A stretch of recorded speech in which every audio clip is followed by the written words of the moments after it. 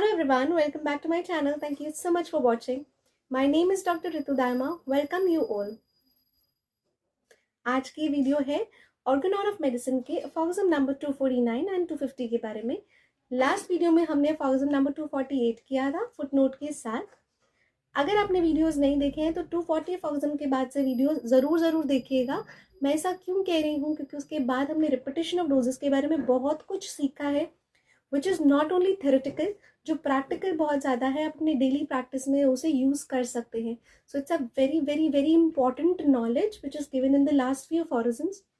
फिर हमने उनमें बात की है कि जो मदर ऑफ ऑल माइजम्स है सोरामाइजम, उसके अगेंस्ट काम करने वाली antipsoric top most antipsoric medicine which is the sulphur के यूज़ के बारे में हमने काफ़ी बात की है कि सल्फर को किस तरह से इस्तेमाल कर सकते हैं acute cases में, chronic cases में, and what are the different mannerisms and what are the various ways by which we can use sulfur mother tincture in our daily practice. उसके बाद gradually we shifted hyper self के use पर, और फिर हमने बात की repetition of doses में आपको वो medicinal solution prepare कैसे करना है. So I'm just giving you a gist of all the functions which we had done in the last few videos. Last video में हमने बात की थी रिपीटेशन ऑफ डोजेस के लिए जो मेडिसिनल सोल्यूशन चाहिए, जिसमें कि आपको डोज को चेंज करना होता है। अनचेंज डोज क्यों नहीं रखनी है, डोज को चेंज करने का मतलब क्या है, और डोज चेंज कैसे की जाती है, अ फ्रेश न्यू पोटेंटाइज मेडिसिन आप कैसे प्रिपेयर कर सकते हैं, उसके क्या बेनिफिट है, वो सभी चीज़ें हम लास्ट फॉर्मूला में कर चुके हैं। Now this is a formula number 249 and if you are liking the videos, और अगर आपके एग्जाम्स में आपकी डेली प्रैक्टिस में आपको हेल्प कर रहे हैं ऑर्गेनॉन के फॉर्मूलाज ये वीडियोस, तो please do like and share. और अगर अभी तक आपने चैनल को सब्सक्राइब नहीं किया है तो please do subscribe to the channel. उसके लिए किसका इंतजार कर रहे हैं, it's absolutely free. Bell icon को प्रेस कर दीजिएगा। आई एम ट्राइंग कि जल्दी वीडियोज़ लेकर आऊँ, बिकॉज काफ़ी सारे स्टूडेंट्स के मेरे पास कॉमेंट्स आ रहे हैं कि उनके एग्जाम्स आने वाले हैं और उनको वीडियोज़ जल्दी चाहिए। बट लेकिन मैं इतने एफर्ट्स लगा रही हूँ, तो आपसे मेरी एक छोटी सी गुजारिश है कि प्लीज़ आप लोग भी वीडियोस को शेयर कीजिए, ज़्यादा से ज़्यादा सब्सक्राइब कीजिए चैनल को, क्योंकि सब्सक्राइबर्स और हमारी होम्योपैथिक फैमिली को बढ़ाना बहुत ज़्यादा इंपॉर्टेंट है। लास्ट जो चैनल था उस पर सब्सक्राइबर्स बढ़ते जा रहे हैं, and I request you all कि यहाँ पे जो भी सब्सक्राइबर्स थे यहाँ पर प्लीज़ आ जाइए। सो share the videos. Without further ado, let's dig into this aphorism, which is aphorism number 249. Now, Dr. Hahnemann says, every medicine prescribed for a case of disease which, in course of its action, produces new and troublesome symptoms. Every medicine prescribed for a case of disease.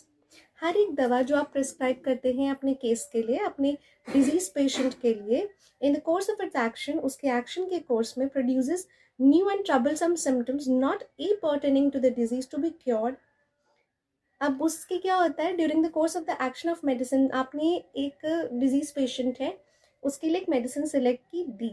अब उसकी जो action है, मान लीजिए वो 10 दिन का है, 20 दिन का है, 50 दिन का है, उसके कोर्स ऑफ एक्शन के दौरान क्या आता है, वो दवा कुछ नए सिम्टम्स प्रोड्यूस करती है। कई बार वो थोड़े से ट्रबलसम होते हैं, थोड़े से परेशानी देने वाले सिम्टम्स होते हैं। It is not pertaining to the disease to be cure. जिस डिजीज को आप क्योर करना चाह रहे हैं वो उससे जुड़े हुए नहीं होते, is not capable of effecting real improvement and can not be considered as homeopathically selected. अगर ऐसा होता है तो फिर आपको कोई बेसिकली रियल इम्प्रूवमेंट कोई देखने नहीं मिलेगा। रियल इम्प्रूवमेंट से मतलब क्या है वो फुटनोट में हम पढ़ेंगे, क्योंकि उसके ऊपर वन बना हुआ है। तो फर्स्ट फुटनोट जो होगा उसके बारे में है कि रियल इम्प्रूवमेंट क्या है। पहले हम आगे बात करते हैं कि इस तरह की दवा अगर आपने दी है और during the course of action troublesome symptoms आ रहे हैं, नए सिम्टम्स आ रहे हैं जो कि डिजीज से रिलेट नहीं करते, तो फिर आप देखेंगे कि वो जो मेडिसिन है वो रियल इम्प्रूवमेंट करने की उसमें क्षमता नहीं है, और उसको आप होम्योपैथिकली सिलेक्टेड मेडिसिन नहीं कहेंगे। It must therefore either, if the aggravation be considerable, be first partially neutralize as soon as possible by an antidote.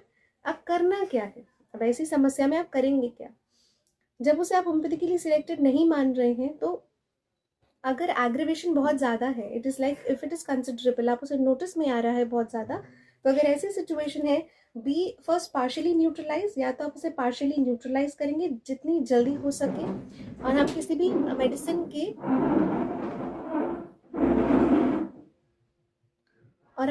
Medicine के एक्शन को अगर न्यूट्रलाइज करना चाहते हैं तो हमें क्या करना होता है, हमें एंटीडोट करना होता है। तो हम एंटीडोट करते हैं before giving the next remedy. Choose more accurately according to the similarity of the action. अगर आप मान लीजिए आपको इस तरह का कोई सिनारियो है कि इसमें ऐसा हो रहा है, इस पॉसिबिलिटी में आप नई दवा चूज करेंगे और आप सोचेंगे कि ये वाली ज़्यादा सिमिलर है, आपने बहुत ज़्यादा अच्छे से चूज की है, मेडिसिन के सिम्टम्स के डिजीज़ के सिम्टम्स के साथ सबसे ज़्यादा मैच कर रही है, तो ऐसे केस में आपको पहले पुरानी वाली जो मेडिसिन है उसको पार्शियली न्यूट्रलाइज करना होगा, मतलब एंटीडोट करना होगा उसके एक्शन को, जिसके लिए आप एक एंटीडोट देंगे और फिर नेक्स्ट रेमेडी चूज करें बिफोर आप कोई नेक्स्ट रेमेडी चूज करते हैं। और if the troublesome symptoms be not very violent, और अगर जो सिम्टम्स आ रहे हैं नए वो बहुत ज़्यादा वॉयलेंट नहीं है, बहुत ज़्यादा अग्रेसिव नहीं है, बहुत ज़्यादा परेशान करने वाले नहीं है, माइल्ड है, in order to take place of the improperly selected one, जो इम्प्रॉपरली सिलेक्टेड वन जो लिया था उसको लेने के बाद अगर सिम्टम्स बहुत ज़्यादा वॉयलेंट नहीं है तो फुटनोट सेकंड पर बात करेंगे। सो फर्स्ट फुटनोट क्या कह रहा है, रियल इम्प्रूवमेंट के बारे में। रियल इम्प्रूवमेंट आपको देखने नहीं मिलेगी अगर आपने कोई मेडिसिन चूज की है, सिलेक्ट की है और during the course of action नए सिम्टम्स आ रहे हैं जो डिजीज सिम्टम से पर्टनिंग है, और वो जो नए सिम्टम्स आ रहे हैं वो कैसे किस तरह के थोड़े से ट्रबलसम कैरेक्टर के आपको परेशानी दे रहे हैं, ऐसे केसेस में आप रियल इम्प्रूवमेंट नहीं देखते। As all experience shows that the dose of the specially suited homeopathic medicine can scarcely be prepared too small to effect perceptible amelioration in the disease for which it is appropriate, we should act injudiciously and hurtfully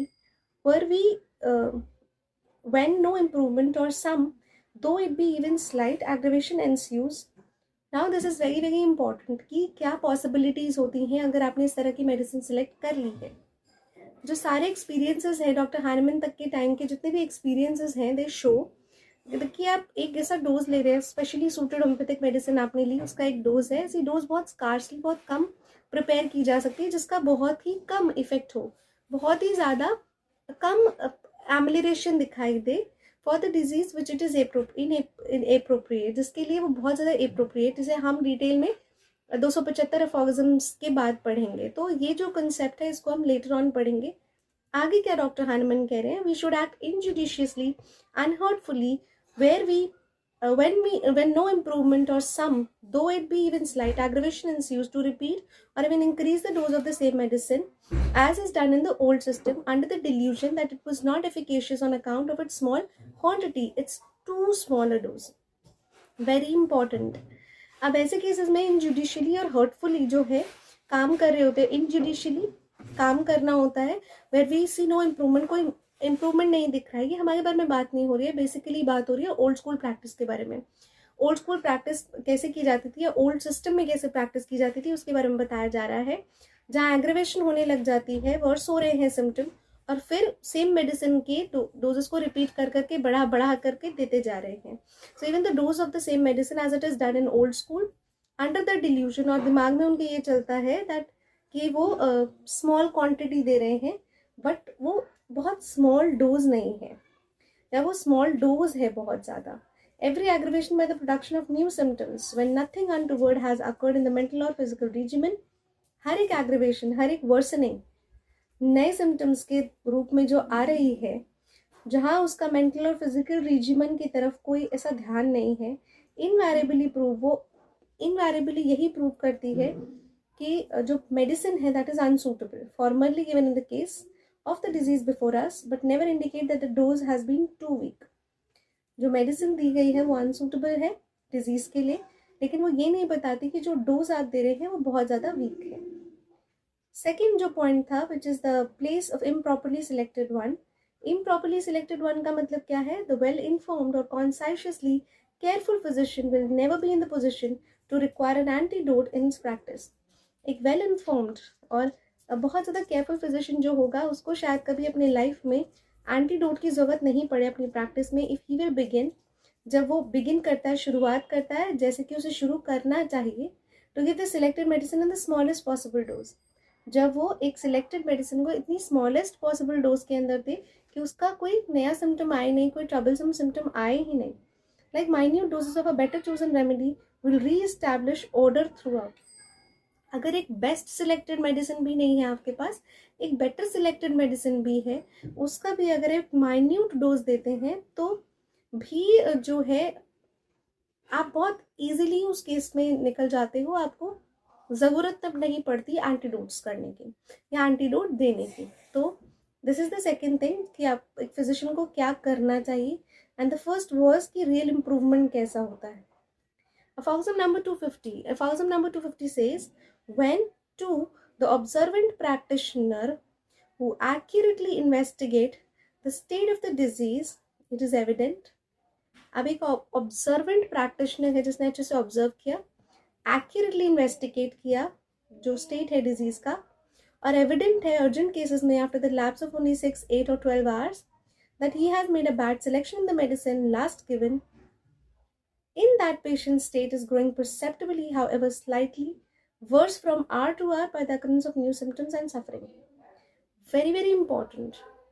जब एक observant practitioner है, accurately उसने investigate कर लिया state of disease को, ये proven fact है कि अर्जेंट केसेस में अगर 6-8 घंटे 12 घंटे का लैप्स है दैट ही हैज़ मेड, और उस दौरान उसने एक रॉन्ग सिलेक्शन कर लिया, बैड सिलेक्शन मेडिसिन का कर लिया जो लास्ट दिया था मेडिसिन,